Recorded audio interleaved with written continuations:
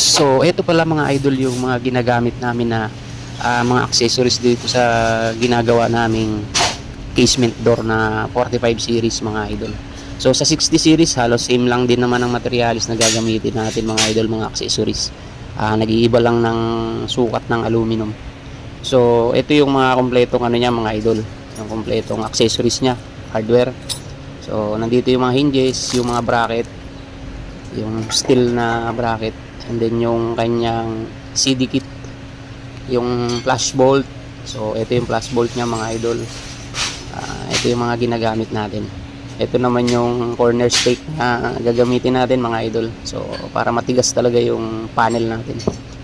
At saka yung kanyang dummy handle, at saka yung kanyang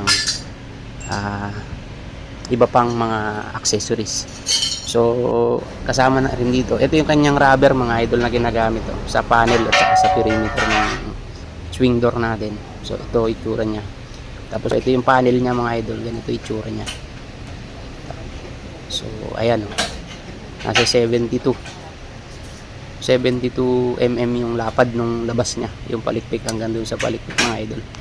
So ayan, tapos ito naman yung kanyang perimeter. So 45, nasa 50.